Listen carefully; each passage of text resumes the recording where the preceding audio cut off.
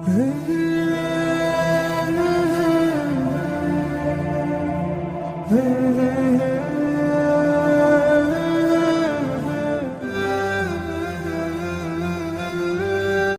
وحده والصلاة والسلام على من لا نبي بعده.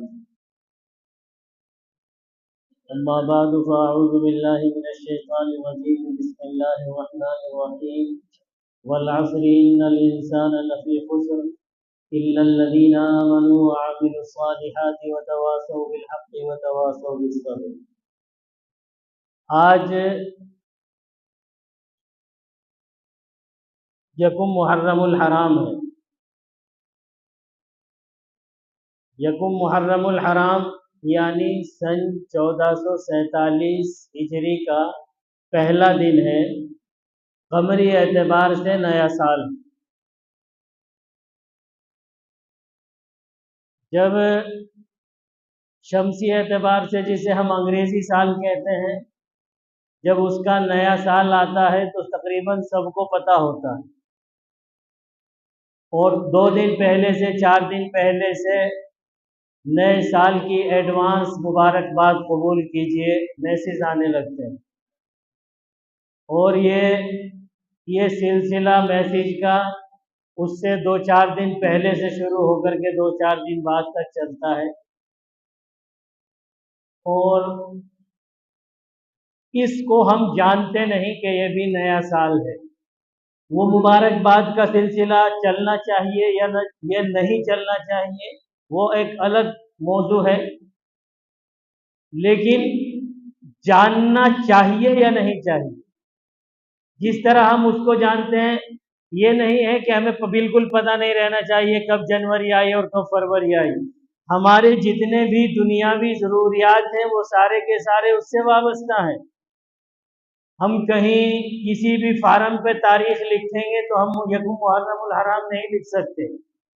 ہمیں آج کی تاریخ ہی لکھنی پڑے گی جو شمسی اعتبار سے انگریزی تاریخ ہے.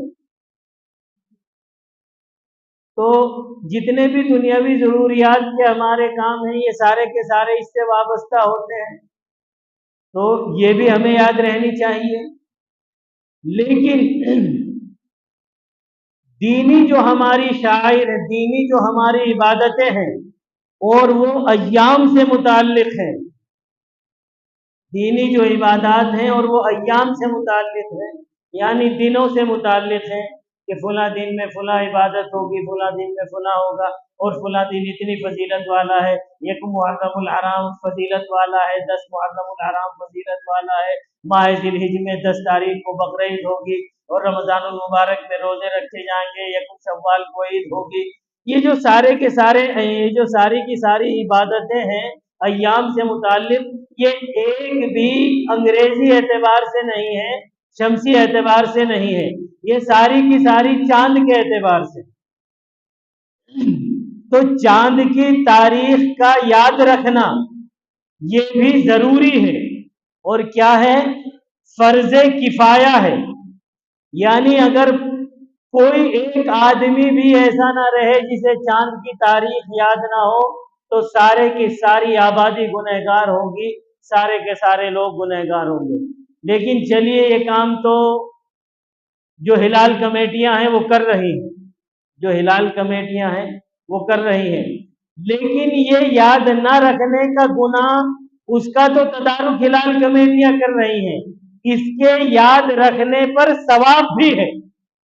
اس کے یاد رکھ صرف اس حیثیت سے یاد رکھے، یہ قمری تاریخ چونکہ اس سے بہت ساری عبادات متعلق ہیں، اس لیے اگر آدمی چاند کی تاریخ یاد رکھتا ہے تو یہ یاد رکھنا بھی باعث ثواب ہے. تو ایک تو ہماری ضروریات دنیا ہے جو انگریزی تاریخ ہے، وہ بھی ہمیں یاد رکھنی ضروری ہے. اور ایک ہماری ضروریات دین سے وابستہ ہے جو یہ قمری تاریخ ہے، یہ بھی یاد رکھنا ضروری ہے. اچھا، پھر ایک چیز ہے دنیا اور ایک چیز ہے دین ہے. ایک ہے دنیاوی ضروریات، ایک ہے دینی ضروریات. دنیاوی ضروریات زیادہ اہم ہیں یا دینی ضروریات زیادہ اہم؟ کون سی زیادہ ہے؟ دینی ضروریات زیادہ ہے، لیکن یہی یاد نہیں رہتی ہے، وہ جو غیر اہم ہے وہ سب کو یاد رہتی ہے نا، وہ جو غیر اہم ہے وہ سب کو یاد رہتی ہے، یعنی اس کی اتنی اہمیت نہیں ہے، وہ سب کو یاد ہے، اور جس کی زیادہ اہمیت ہے وہ کسی کو یاد نہیں، وہ کسی کو یاد نہیں ہے۔ حالانکہ یہ بھی یاد رکھنی چاہیے، اور یاد رکھنے پر ثواب بھی ملے گا، اور دوسری جو عبادات ہیں، جو ہماری ایام سے متعلق عبادات ہیں، ان کے کرنے میں آسانی بھی رہے گی۔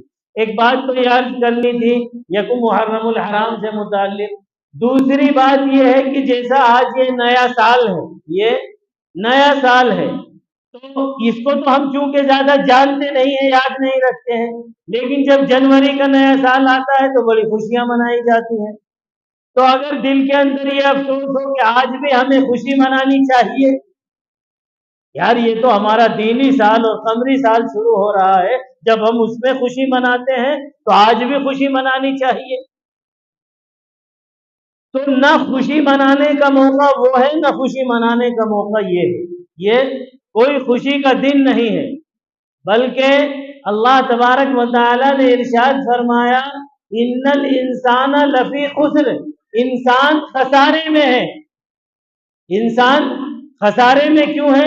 اللہ تبارک و تعالی نے اس کو زندگی مرحمت فرمائی ہے، اس کو زندگی مرحمت فرمائی ہے، اور یہ زندگی مرحمت فرما کر کے اللہ تبارک و تعالی نے اس زندگی کو سامان تجارت بنایا، سامان تجارت بنایا ہے۔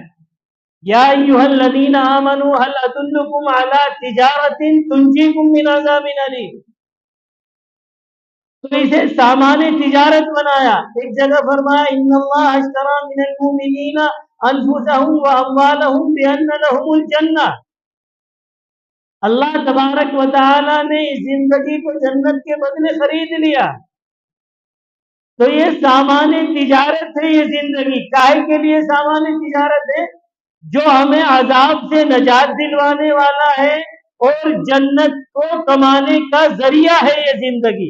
ایک آدمی ایک مرتبہ اگر سبحان اللہ کہہ دے تو میزان عمل کا پلڑا بھر جاتا ہے۔ ایک مرتبہ اگر وہ اخلاص سے لا الہ الا اللہ محمد رسول اللہ کہہ دے تو سارے کے سارے نامہ اعمال کے تحت نظر بدعمالیوں کے پلڑے ہلکے پڑ جاتے ہیں اور یہ بھاری ہو جاتا ہے۔ یہ اتنی قیمتی ترین زندگی ہے، یہ اتنی قیمتی ترین زندگی ہے، اور یہ اتنا قیمتی سرمایہ، یہ اتنا قیمتی سرمایہ اگر ختم ہو رہا ہو تو یہ خوشی منانے کا موقع نہیں ہے، یہ خوشی منانے کا موقع نہیں ہے۔ اگر کوئی آپ کہیں جائیں، گھومنے کے لیے جائیں، ابا نے 50,000 ہزار کی 3 گڈیاں آپ کے اس میں ڈال دی، جیب میں جاؤ بیٹا گھومنے جا رہے ہو، باپ کے مال پہ عیش کرو جا کے، تو اب وہ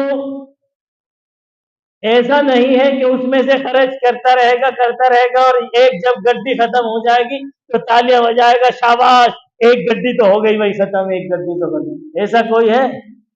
اس کو احساس ہوگا یار اب تو 2 ہی بچی ہے نا، اس کو کیا ہوگا؟ کیوں؟ اس لیے کہ آگے ابھی تو ہوٹل کا کرایہ ہے اور وہاں بھی جانا ہے، وہاں سے بھی ٹکٹ لینی ہے، واپسی بھی لینی ہے، خریداری بھی کرنی ہے، اور ایک گڈی تو ختم ہو گئی بھائی۔ تو یہاں کیا ہوگا؟ کیوں؟ اس لیے کہ سرمایہ گیا، ختم ہو گیا، اور جب ہمارا 1 سال کا سرمایہ ختم ہوتا ہے تو ہم خوشیاں منا رہے ہیں، زندگی کا 1 سال پورا ہو رہا ہے تو ہم خوشیاں منا رہے ہیں، سالگرہ کے طور کیک کاٹا جا رہا ہے، موم بتیاں جلائی جا رہی ہیں، بجھائی جا رہی ہیں، دوسروں کو ایک دوسرے کو مبارکباد پیش کی جا رہی ہے، پارٹیاں ہو رہی ہیں، کھانے کھائے جا رہے ہیں۔ کیوں؟ اس لیے کہ ایک گڈی ختم ہو گئی آج۔ تو یہ بے وقوفی ہے، یہ بے وقوفی۔ اللہ تبارک و تعالیٰ فرماتا ہے ان الانسان لفی خسر، انسان خسارے میں ہے۔ کیا خسارہ ہے؟ کہ یہ جو قیمتی سرمایہ ہے یہ اس کا آہستہ آہستہ جا رہا ہے، ہو رہی ہے زندگی مثل برف کم، چپ کے رفتہ رفتہ دم بدل. جس طرح برف گھلتا رہتا ہے نا، گھلتا رہتا ہے، تو وہ انسان کی زندگی بھی اسی طرح ختم ہو رہی ہے. اگر برف فروش، برف بیچنے والا اپنی آدھی سلی کے گھل جانے پر خوشیاں منائے کہ ہو آدھی تو ختم ہو گئی گھل کر کے، تو یہ اس کی بیوقوفی ہے یا نہیں ہے؟ یہ اس کی دانش مندی ہے، عقل مندی ہے؟ یہ اس کی بیوقوفی ہے. تو نئے سال پر یا سالگرہ پر اگر آدمی خوشی مناتا ہے تو یہ اس کی بیوقوفی ہے. بلکہ یہ وقت کیا کرنے کا ہے؟ محاسبہ کرنے کا ہے. یہ وقت محاسبہ کرنے کا ہے کہ ہمارا یہ جو سال گزر گیا ہے، اس میں ہم نے کتنا اللہ کو راضی کیا اور کتنا ناراض کیا. جو ہمارا مقصد حیات تھا دنیا کے اندر آنے کا، جو ہمارا زندگی کا مقصد تھا، جس مقصد کے لیے ہمیں اللہ تبارک و تعالی نے یہ زندگی عطا فرمائی تھی، اپنے اس سال کے ان لمحات کو میں نے کتنا اس مقصد کو پورا کرنے کے لیے استعمال کیا. یہ محاسبہ کرنے کا وقت ہے. یہ محاسبہ کرنے کا وقت ہے. اگر اس وقت کو ہم اس طریقے پر گزار دیں تو یہ دانش مندی نہیں ہے، یہ بیوقوفی ہے. اس پر خوشیاں منا. آج تو یہ محاسبہ کرنا چاہیے کہ ہمارا یہ سال، اور اگر یہ سال، پچھلا سال اگر ہمارا نادانیوں میں گزرا ہے، پچھلا سال اگر ہمارا غفلتوں کے اندر گزرا ہے، پچھلا سال اللہ تبارک و تعالیٰ کو ناراض کرنے کے اندر گزرا ہے، تو اب ہمیں سنبھلنا ہے. اب ہمیں سنبھلنا ہے. اب ہمیں اللہ تبارک و تعالیٰ کو راضی کرنے والے عمل کرنے ہیں، اور ہمیں اللہ تبارک و تعالیٰ کو ناراض نہیں کرنا ہے.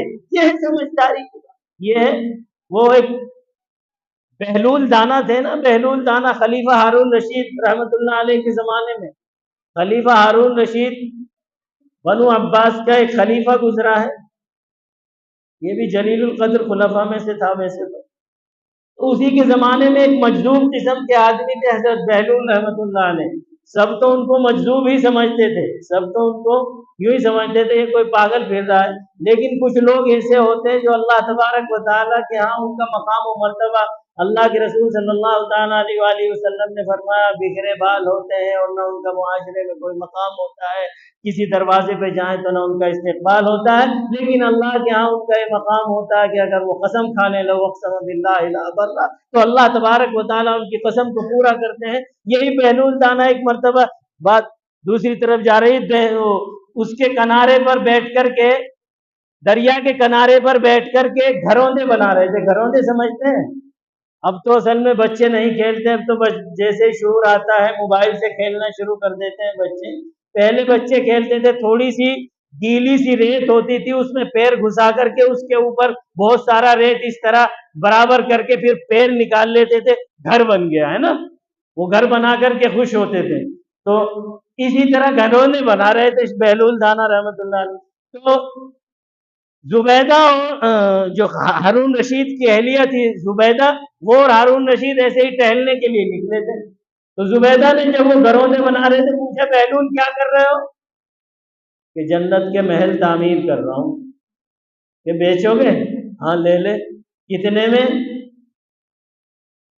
ایک جگہ لکھا ہے 1 درہم یا 3 درہم، زیادہ سے زیادہ 3 درہم کی بات ہے.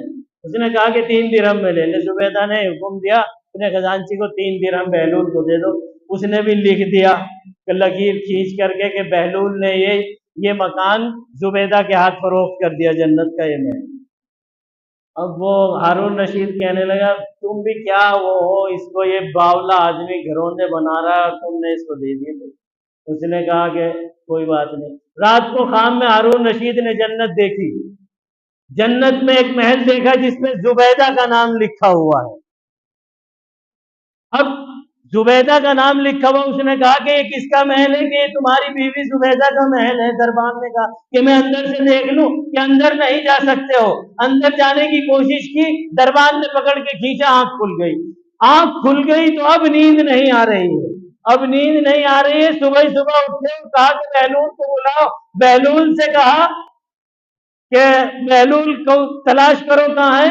تو بہلول دیکھا پھر آج پھر گھروندے بنا رہا ہے جا کر کے. تو کہا کہ بہلول چلو مجھے لے چلو اس کے پاس. کہا کہ بہلول کیا کر رہے ہو؟ کہ جنت کے محل بنا رہا ہوں، کہ ایک مجھے بھی دے دو. تو بہلول نے کہا لے لو.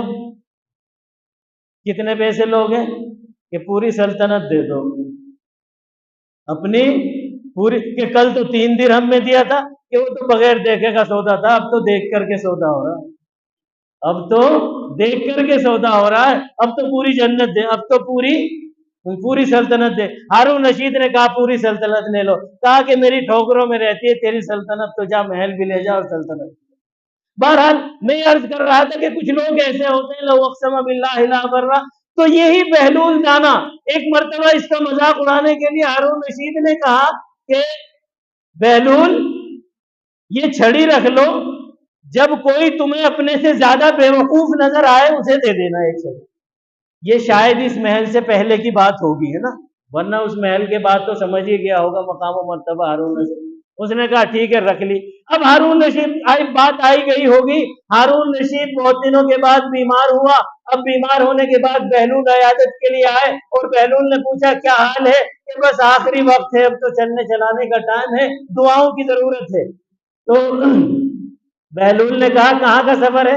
کہ آخرت کے سفر کی تیاری ہے، کہ کچھ بھیجا آگے تیاری کے لیے، کچھ فوج ووج بھیجی ہے جو آگے جا کر کے تیاری کرے، خیمے ویمے لگائے، کچھ کرے۔ تو اس نے کہا کہ بہلول کیسی وہی بے وقوفوں والی بات کر رہے ہو، وہاں کہیں لاؤ لشکر ساتھ جاتا ہے، وہاں تو آدمی کو اکیلے جانا پڑتا ہے۔ کہ اچھا اکیلے جانا پڑتا ہے، تو وہاں اس کے لیے کوئی لشکر نہیں جاتا ہے؟ تو نہیں۔ تو اس کے لیے کوئی تیاری کر رکھی ہے؟ کہ نہیں کوئی تیاری نہیں۔ تو اس نے وہ چھڑی نکالی اور کہا لو تم سے بڑا بیوقوف، مجھ سے بڑا بیوقوف مجھے بس صرف آپ ہی نظر آتے، اس لیے کہ جب تم دنیا میں سفر کرتے تھے 10 دن کا سفر، 5 دن کا سفر، 1 مہینے کا سفر، اس کے لیے لشکر بھیجا جا رہا ہے، اس کے لیے تیاریاں ہو رہی ہیں، اس کے لیے سب کچھ ہو رہا ہے، اور یہ جو ایسا سفر جہاں سے واپسی نہیں ہونی ہے، جہاں اکیلے جانا ہے، اس کے لیے کوئی تیاری نہیں کی، تو اس سے تم سے بڑا بیوقوف اور کون ہو؟ تو یہ خلیفہ ہارون رشید رونے لگا کہ بہلول ہم تو تمہیں واقعی بیوقوف سمجھا کرتے تھے، لیکن تم سے زیادہ سمجھدار اس دنیا میں شاید اس وقت کوئی نہیں ہے۔ تو حقیقت میں بات یہی ہے کہ آدمی ساری تیاریاں اس دنیا کے لیے کرتا ہے، مکان بنا لوں، بیٹے کی شادی کر دوں، اور کاروبار تیار ہو جائے، بیٹوں کے لیے ساری کیا کہتے ہیں کاروبار بھی ہو جائے، رہائش کا انتظام بھی ہو جائے، اپنے لیے بھی ہو جائے، گھوڑا گاڑی بھی ہو جائے، کار بنگلہ بھی ہو جائے، لیکن یہ پتہ نہیں کہ یہاں کب تک رہنا ہے، اور جہاں رہنا ہے ہمیشہ کے لیے وہاں کی کوئی تیاری نہیں۔ ان الانسان لفی خسر، انسان خسارے میں ہے، الا الذین آمنوا وعملوا الصالحات۔ تو یہ جو تجارت کا سامان ہے، یہ جو انسان کا سرمایہ ہے، اس سرمایہ کے ضائع ہونے پر خوشی ہونے کا موقع نہیں ہے، خوشی منانے کا موقع نہیں ہے، بلکہ اس سرمایہ کے ضائع ہونے پر محاسبہ کرنے کا موقع ہے کہ ہمارا پچھلا دور کیسا گزرا ہے۔ اگر وہ غفلتوں میں گزرا ہے تو آئندہ وقت ہمیں غفلتوں میں نہیں گزارنا، اپنے آئندہ اپنے لمحات کو اللہ تبارک و تعالیٰ کو راضی کرنے کے لیے گزارنا ہے۔ اللہ تبارک و تعالیٰ توفیق عمل نصیب فرمائے۔